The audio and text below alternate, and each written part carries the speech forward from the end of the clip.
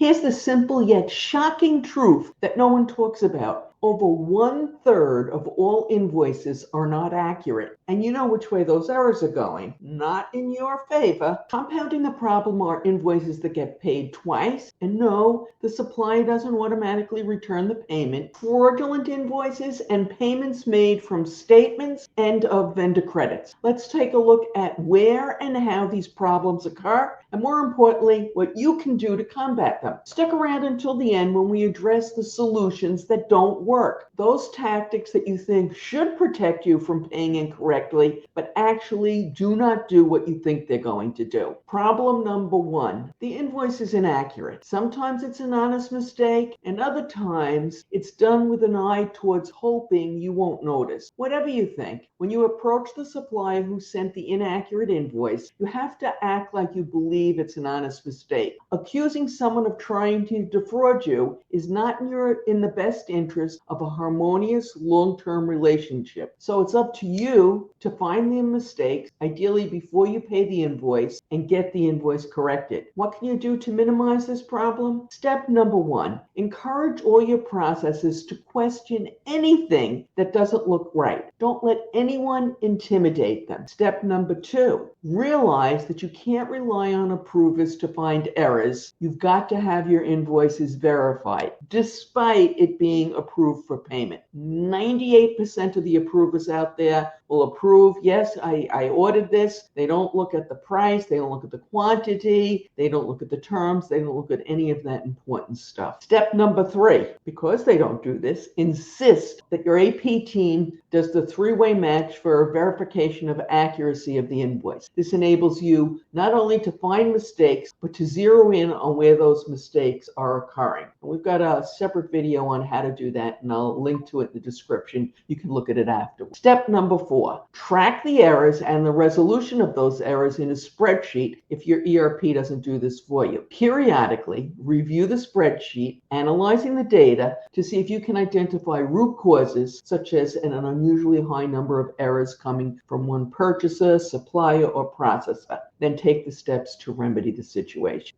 Problem number two, duplicate copies of the same invoice has become a huge problem despite the best efforts of best practice accounts payable teams. This is thanks to automation and email, which make it amazingly simple and cost-effective to send multiple copies of the same invoices. Suppliers claim they are doing this just to make sure they get paid. Of course, a small portion of them are also hoping you'll pay twice, for many don't automatically return the payment. Now, to be fair, some issue credit memos. In fact, many do, but they create a whole other set of problems, not to mention additional work for your team. So what can you do? Step number one, just ask them to stop. This will work with a small percentage of your suppliers sending multiple copies, so it is worth trying. But recognize that if sending duplicate copies is their policy, they're unlikely to change just for you. Also, keep in mind that some who stop may start again, either because they think you won't notice, or maybe they have new personnel, or whatever. There's a myriad of reasons. So stay on top of it. Step number two, pay everyone on time, so your suppliers do not have a legitimate reason to send a second or third or fourth copy of the same invoice. Step number three, when there is a disputed item on the invoice, and there will be, try and get it resolved before the payment due date. So again, they don't have a need to send another copy of an invoice,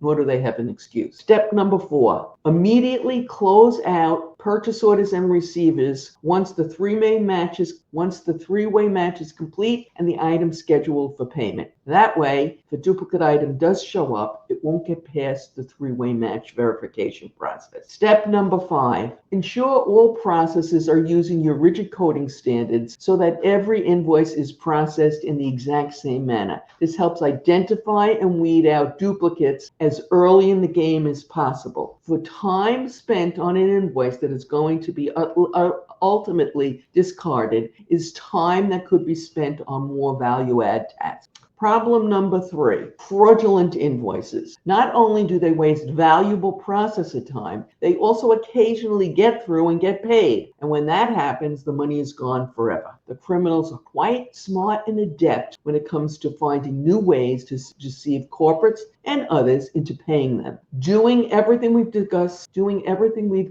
so far will help you identify fraudulent invoices, but there are a few more steps you can take that will help in that regard. Step number 1, insist that every invoice have a purchase order number and or the name of the purchaser. Now, they can look on your website for a name or they can make up a purchase order number, but they won't necessarily get this right. So many will give up when this information is required. Not all of them, but a good number of them. Step number 2, don't put vendor forms and other information that might help a criminal defraud you on your public website. If you have a password protected site for suppliers, put that information there. Sadly, when companies make it easy for new suppliers to sign up on their portal, criminals line up and register phony companies as well.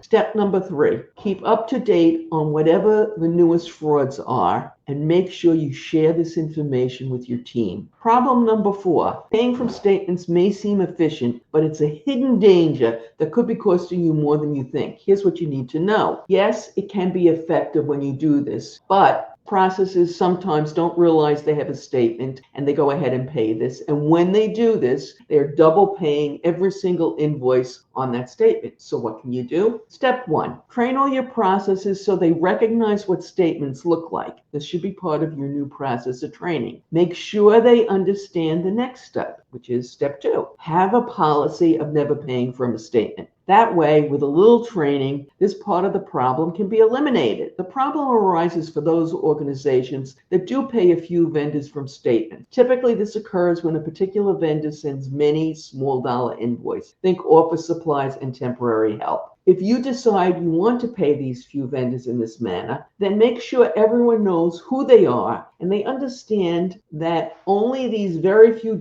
vendors who you've identified can be paid by statements. Everyone else must be paid from invoice. If you can, close off other methods of payment in your vendor file for those who you're going to pay from statement. Problem number 5. Vendor credits and invoices look almost exactly the same. Can your team tell the difference? Let's explore how to prevent costly confusion and ensure your processes are staying on top of the detail. Step number 1. The key to eliminating this part of the problem lies in your training. Make sure your processes can recognize credit memos and they know what to do with them when they get them. As promised, let's go over a few techniques now that may help, but by no means solve the problem of paying inaccurate or duplicate invoices. So don't rely 100% on these. Number 1, I call this the silver bullet that isn't. To be fair, I must share that when I first heard about these features in some of the more advanced ERP systems, I thought we had the problem of duplicate invoices licked for good. But sadly, in the real world, it didn't turn out that way. The silver bullet that wasn't was the feature that does not allow an invoice to be entered into the ERP for payment if that invoice number has already been entered for that particular supplier. Now, let's be clear. Most processes don't spend a lot of time focused on the supplier's invoice number.